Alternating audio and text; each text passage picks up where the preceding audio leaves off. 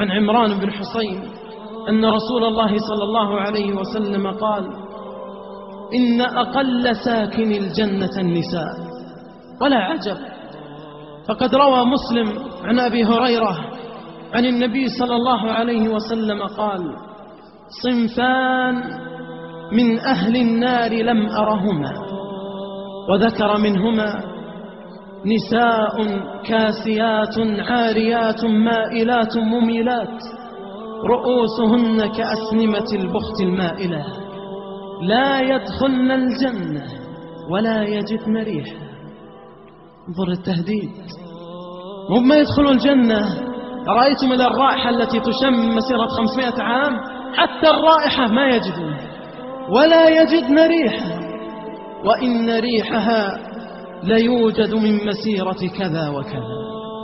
قلب بصرك في نساء اليوم، نساء مخصرات سافرات إلا من رحم ربك، كاسيات عاريات.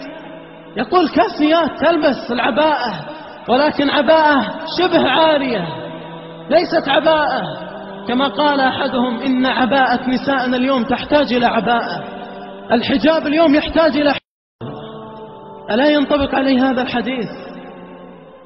أقل ساكن الجنة النساء. وحدث ولا حرج، تذهب بأهلك أنت أيها الصالح المستقيم، تبحث عن عباءة ساترة تغطي الرأس، تدخل محل تقول فيه عباءة ساترة، يقول أنت متخلف، ما عندنا يا أخي، ابحث راح فصل، ما عندنا هذه العباءة. هذه العباءة ترى مي بعباءة نسائنا اليوم، عباءة عائشة وخديجة وفاطمة وعباءة زينب وأم سلمة. أما هؤلاء فتيات القرن العشرين، هذول أفضل من أم سلمة، هذول ضامنين الجنة.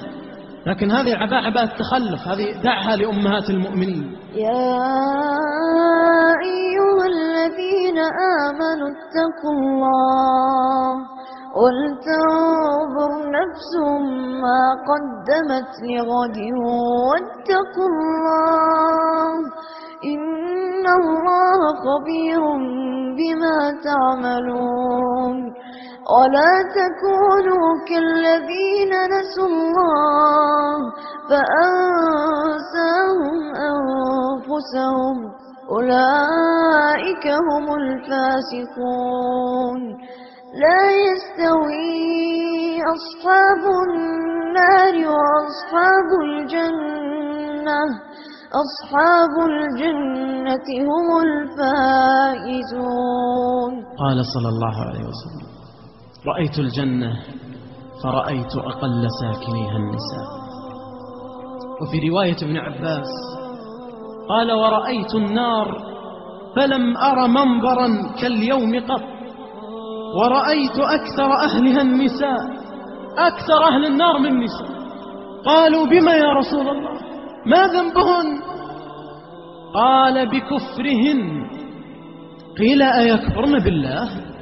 لا، ما يكفرن المسلمات. قال: يكفرن العشير ويكفرن الإحسان. لو أحسنت إلى إحداهن الدهر كله ثم رأت منك ما تكره قالت: ما رأيت منك خيرا قط. مهما تسدي إليه من إحسان، في لحظة أخطأت يوم أو لم تعطيها شيء قالت: أنت البخيل وأنت فيك ما فيك.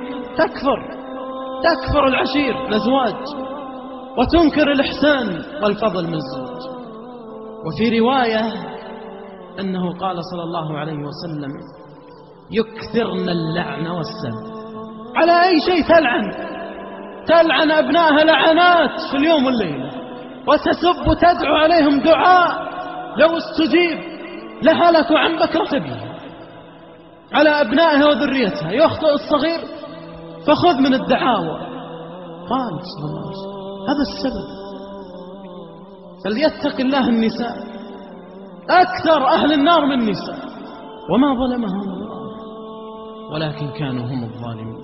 وما ظلمهم الله ولكن كانوا هم الظالمين. وما ظلمهم